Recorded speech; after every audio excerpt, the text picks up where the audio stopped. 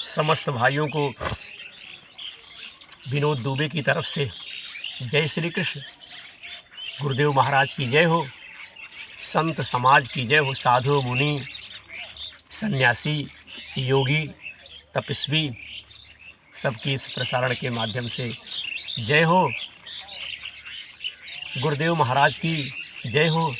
काशी विश्वनाथ वाराणसी बनारस में विराजमान भगवान आशुतोष काशी विश्वनाथ महाराज की असीम कृपा हमें भी प्राप्त हो, साथ ही साथ हमारे समस्त भाइयों को भी प्राप्त हो। हमारे माता पिता की असीम कृपा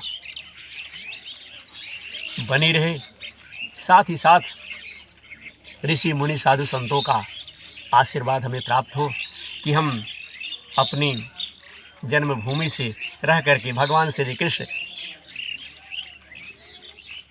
के चरित्रों पर अपने टूटे फूटे विचारों से, स्वरों से, शब्दों से प्रकाश डाल सकें।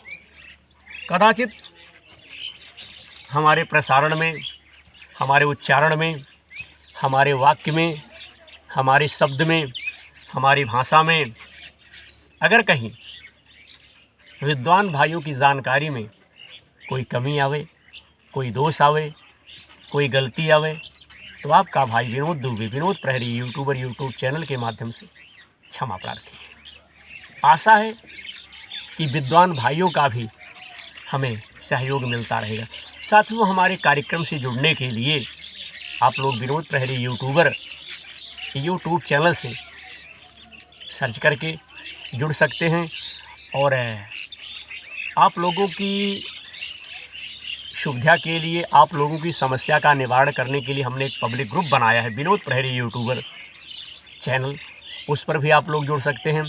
इंस्टाग्राम है, व्हाट्सएप नंबर है, ट्विटर है, तो जो तमाम चीज़ें हैं उसके माध्यम से भी आप लोग जो है हमसे जुड़ सकते हैं।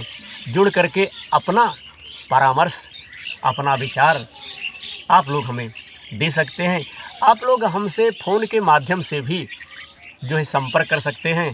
हमारा नंबर है 9161373777। इस नंबर पर आप जो है हमसे संपर्क कर सकते हैं। साथियों, अगर कोई आवश्यकता विशेष तौर पे हो तभी आप फ़ोन करें, और नहीं तो आप फेसबुक पर अपनी समस्या अंकित कर सकते हैं। विनोद प्रहरी यूट्यूब चैनल पर आप अपनी समस्या जो है लिख सकते हैं, ट्विटर पर कर सकते हैं। तो इन तमाम जो साधन हैं इनकी सहायता से भी आप जो है अपनी समस्या बंधु मुदित कर सकते हैं। हम जब आपकी समस्या देखेंगे, अगर हमारे माध्यम से आपकी समस्या का निवारण होगा तो हम ज़रूर करेंगे। बोली श्री कृष्ण की जय।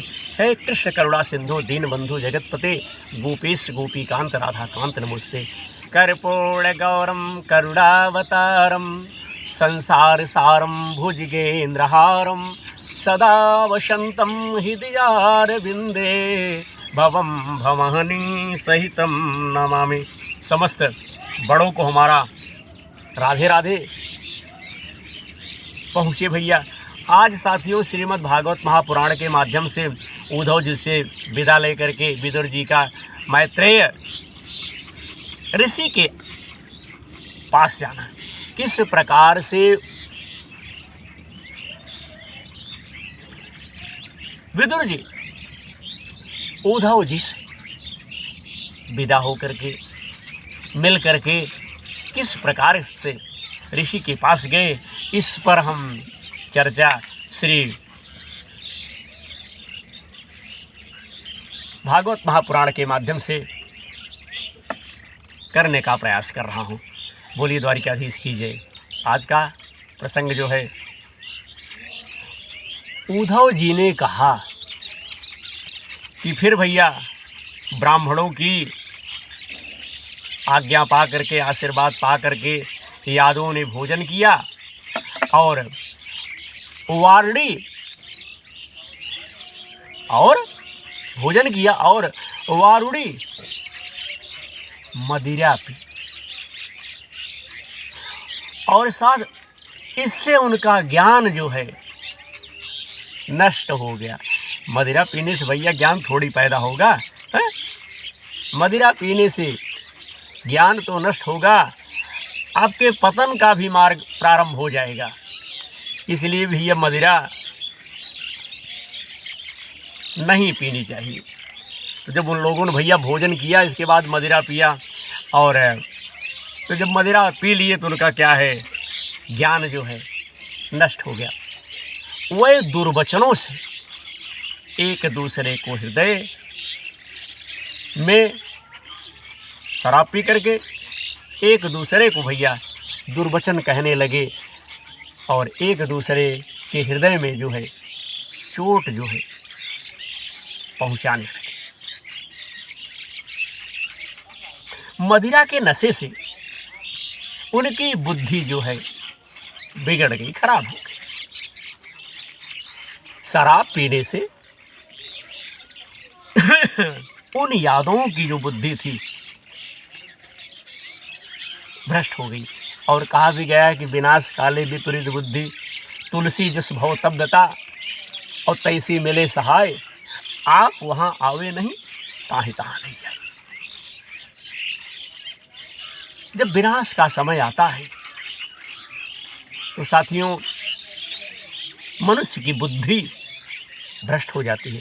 काल किसी को लाठी लेकर के नहीं मारता, केवल मनुष्य की बुद्धि और विचार जो है हरण कर लेता है। सबकी बुद्धि जो है बिगड़ गई। और जैसे आपस की रगड़ से बांस में आग लग जाती है, आग आज जल जाती है, उसी प्रकार सूर्यास्त होते होते उनमें मार काट भैया होने लगे।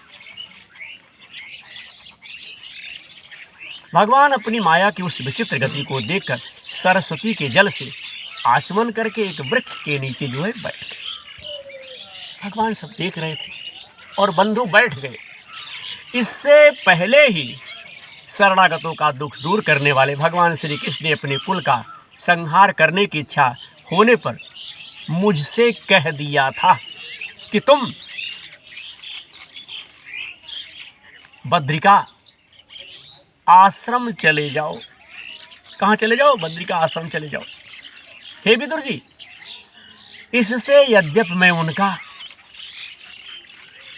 आशय समझ गया था तो भी स्वामी के चरणों का वियोग न सह सकने के कारण मैं उनके पीछे पीछे प्रभास क्षेत्र में पहुंच गया। जय जय श्री कृष्ण। वहां मैंने देखा कि जो सबके आश्रय हैं किंतु जिनका कोई और आश्रय नहीं है, वही प्रीतम प्रभु शोभाधाम श्याम सुंदर सरस्वती के तट पर अकेले ही बैठे हैं। दिव्य विशुद्ध सात्वमय अत्यंत सुंदर श्याम शरीर है। शांत से भरी रत्न नारी आंखें हैं।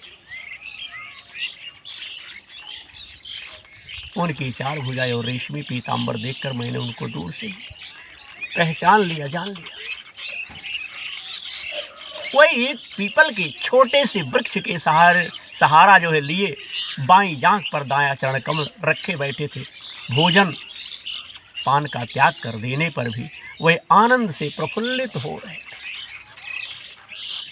उसी समय व्यास जी के प्रिय मित्र परम भागवत सिद्ध मैत्रेय जी लोकों में स्वच्छंद विचरते हुए वहां आ पहुंचे। वहां भैया आ गए। मैत्रेय मुनि भगवान के अनुरागी भक्त थे। आनंद और भक्ति भाव से उनकी गर्दन झुक रही थी। आनंद और भक्ति भाव से उनकी जो गर्दन थी मित्रों झुकी हुई थी। उनके सामने श्री हरि ने प्रेम एवं मुस्कान युक्त चितवन से मुझे आनंदित करते हुए कहा, मुझे जो है आनंदित करते हुए कहा। हरिओम नारायण। श्री भगवान कहने लगे कि मैं तुम्हारी आंतरिक अभिलाषा जानता हूँ, इसलिए मैं तुम्हें वह साधन देता हूँ जो दूसरों के लिए अत्यंत दुर्लभ है। हे उद्धव, तुम पूर्व जन्म में वसु थे। विश्व की रचना करने वाले प्रजापतियों और वसुओं के यज्ञ में मुझे पाने की इच्छा से ही तुमने मेरी आराधना की थी। साथियों, इस प्रकार से कह रहे हैं, साधु स्वभाव हे उद्धव, संसार में तुम्हारा अंतिम जन्म है, क्योंकि इससे तुमने मेरा अनुग्रह प्राप्त कर लिया है। अब मैं मृत्युलोक को छोड़कर अपने धाम में जाना चाहता हूँ। इस समय यहाँ एकांत में तुमने अपनी अनन्य भक्ति के कारण ही मेरा दर्शन पाया है। यह बड़े सौभाग्य की बात है। पूर्व काल पाद्यकल्प के आरंभ में मैंने अपने नाभि कमल पर बैठे हुए ब्रह्मा को अपनी महिमा के प्रकट करने वाले जिस श्रेष्ठ ज्ञान का उपदेश किया था और जिसे विवेकी लोग भागवत कहते हैं, वही मैं तुम्हें देता हूं। हे विदुर जी, मुझ पर तो प्रतिक्षण उन परम पुरुष की कृपा वर्षा करती है। साथियों, इस प्रकार से कह रहे हैं, इस समय उनके इस प्रकार आदर पूर्वक कहने से स्नेह बस मुझे रोमांच हो आया है। मेरी वाणी गदगद हो गई और नेत्रों से आंसुओं की धारा जो है बहने लगी। उस समय मैं हाथ जोड़कर उनसे कहा कि हे स्वामिन, आपके चरण कमलों की सेवा करने वाले पुरुषों को इस संसार में अर्थ, धर्म, काम, मोक्ष, इन चारों से भैया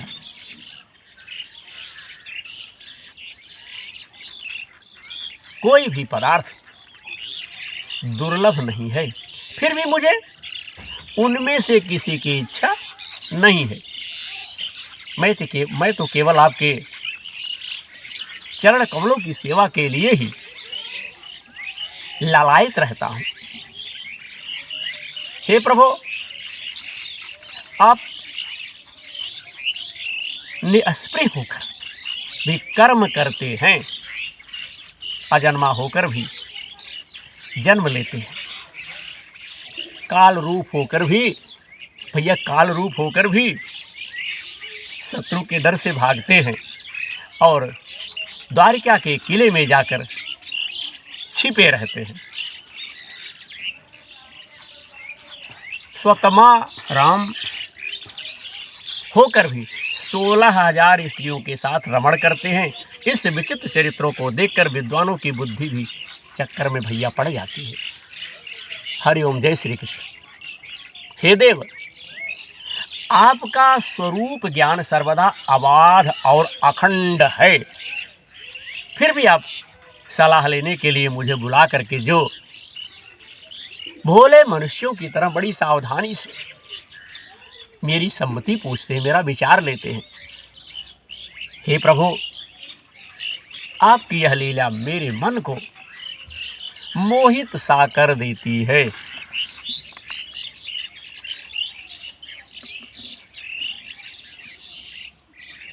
हे स्वामिन, अपने स्वरूप का गूढ़ रहस्य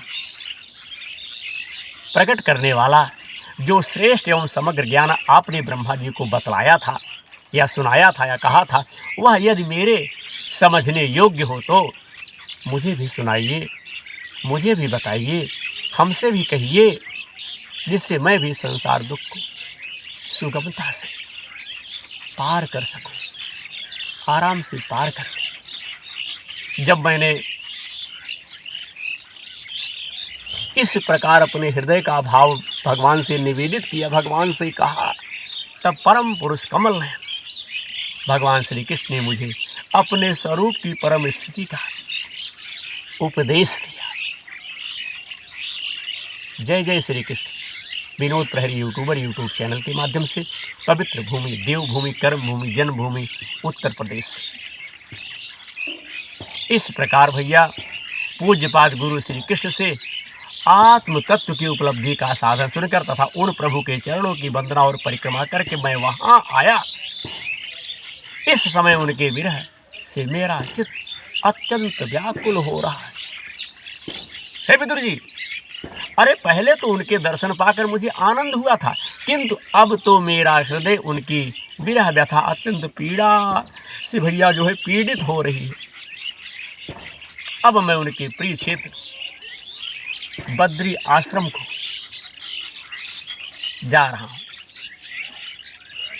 जहाँ भगवान श्री नारायण देव और नर ये दोनों ऋषि लोगों पर अनुग्रह करने के लिए दीर्घकालीन सौम्य दूसरों को सुख पहुँचाने वाली एवं कठिन तपस्या कर रहे हैं। साथियों, सुखदेव जी कहते हैं कि इस प्रकार उद्धव जी के मुख से अपने प्रिय बंधु बांधवों का विनाश का असहाय समाचार सुनकर परम ज्ञानी विदुर जी को जो शोक उत्पन्न हुआ, जो दुख उन्हें उत्पन्न हुआ, उसे उन्होंने ज्ञान द्वारा शांत कर दिया।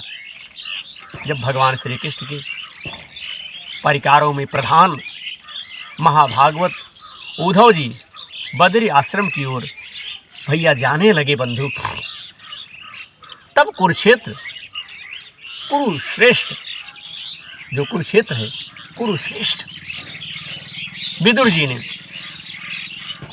श्रद्धा पूर्वक उनसे पूछा, उनसे कहा, विदुर जी ने कहा कि हे उद्धव जी, योगेश्वर भगवान श्री कृष्ण ने अपने स्वरूप के गूढ़ रहस्यों को प्रकट करने वाला जो परम ज्ञान आपसे कहा था, जो आपको सुनाया था, वह आप हमें भी सुनाइए, हमें भी बताइए।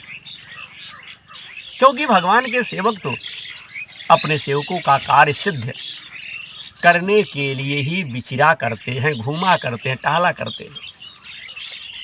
उद्धव जी ने कहा भैया कि उस तत्वज्ञान के लिए आपको मुनिवर मैत्रेय जी की सेवा करनी चाहिए। और भैया बिना सेवा किए कुछ भी नहीं मिलेगा। अगर किसी से कुछ आपको प्राप्त करना है, किसी से आपको कुछ लेना है, तो जिस व्यक्ति से आपको कुछ लेना है, कुछ आपको प्राप्त करना है, उसकी सेवा तो आपको करनी पड़ेगी। तभी तो गुरु जो है आपको ज्ञान देगा, तभी तो वह गुरु आपको शिक्षा देगा, तभी तो वह गुरु आपका मार्गदर्शन करेगा। इसलिए जिससे कुछ प्राप्त करना है, जिससे लेना है, ईमानदारी निष्ठा के साथ उसकी सेवा करें, उसकी आज्ञा का पालन करें, तभी आपको कुछ मिलेगा। इस मृत्युलोकों को छोड़ते समय मेरे सामने स्वयं भगवान ने ही आपको उपदेश करने के लिए उन्हें यहाँ भेजा है। जय जय श्री कृष्ण। सुखदेव जी कहते हैं भैया कि इस प्रकार से विदुर जी के साथ विश्वमूर्ति भगवान श्री कृष्ण के गुणों की चर्चा होने से उस कथामृत के द्वारा उद्धव जी का वियोग जनित महान ताप शांत हो गया। यमुना जी के तीर पर उनकी वह रात्रि एक क्षण के समान बीत गई। फिर प्रातःकाल होते ही वह वहां से बंधु चल दिए। जय जय श्री कृष्ण। राजा परीक्षित ने पूछा कि भगवान और भोज वंश के सभी रथी और यूथपतियों के भी यूथपति नष्ट हो गए थे। यहाँ तक कि त्रैलोकी नाथ श्री हरि को भी अपना वह रूप छोड़ना पड़ा। फिर उन सब के मुखिया उद्धव जी ही कैसे बचे। श्री सुखदेव जी ने कहा जय श्री कृष्ण कि जिनकी भैया सुखदेव जब कहे भैया कैसे बच गए, तो श्री सुखदेव जी ने कहा कि जिनकी इच्छा कभी व्यर्थ नहीं होती। उन श्री हरि ने ब्राह्मणों के पाशाप रूप काल के बहाने अपने कुल का संहार कर अपने श्री विग्रह को त्यागते समय विचार किया अब इस लोक से मेरे चले जाने पर संयमी शिरोमणि उद्धव ही मेरे ज्ञान को ग्रहण करने के सच्चे सही अधिकारी हैं। उद्धव मुझसे अणुमात्र भी कम नहीं हैं, क्योंकि वे आत्मजयी हैं, विषयों से कभी विचलित नहीं हुए हैं। अतः लोगों को मेरे ज्ञान की शिक्षा देते हुए वे यहीं रहे। वेदों के मूल कारण जगत गुरु श्री कृष्ण के इस प्रकार आज्ञा देने पर उद्धव जी बद्री आश्रम में जाकर समाधि योग द्वारा श्री हरि की आराधना करने। हे कुरुश्रेष्ठ परीक्षित, परमात्मा श्री कृष्ण ने लीला से ही अपनी श्री विग्रह प्रकट किया था और लीला से ही उसे अंतर ध्यान कर दिया था। उनका वह अंतर ध्यान होना भी धीर पुरुषों का उत्साह बढ़ाने वाला तथा दूसरे पशुतुल्य अधीर पुरुषों के लिए अत्यंत दुष्कर था। परम भागवत उद्धव जी के मुख से उनके प्रशंसनीय कर्म और इस प्रकार अंतर्ध्यान होने का समाचार पाकर तथा यह जानकर कि भगवान ने परम धाम जाते समय मुझे भी स्मरण किया था, मुझे भी याद किया था, विदुर जी उद्धव जी के चले जाने पर प्रेम से विह्वल होकर के, प्रेम से विकल होकर के रोने लगे। इसके पश्चात सिद्ध शिरोमणि विदुर जी यमुना के तट से चलकर कुछ दिनों में गंगा जी के किनारे जा पहुँचे, जहाँ श्री मैत्रेय जी रहते थे। धीरे धीरे विदुर जी वहाँ पहुँच गए जहाँ मैत्रेय जी रहते थे। साथियों, ये तो था चौथा अध्याय जो मैं विनोद दुबे, विनोद प्रहरी यूट्यूब चैनल के माध्यम से अपने टूटे फूटे स्वरों से सुनाया। आवाज़ का प्रसारण हम यहीं पर संपन्न करते हैं और अगले अध्याय में पांचवा अध्याय विदुर जी का प्रश्न और मैत्रेय जी का सृष्टि क्रम का वर्णन, यह प्रसंग, यह कथा हम अपने भाइयों को अगले एपिसोड में, अगले भाग में सुनाएंगे। आवाज़ का प्रसारण हम यहीं पर संपन्न करते हैं। भगवान श्री कृष्ण की असीम कृपा सब पर बनी रहे। लोग धर्म के क्षेत्र में निरंतर लगे रहें। धर्म की जय हो, अधर्म का नाश हो, प्राणियों में सद्भावना हो, विश्व का कल्याण हो। हर हर महादेव। जय हो गुरुदेव महाराज की, जय हो हमारे समस्त साधु संत ऋषि मुनि और योगी जनों की।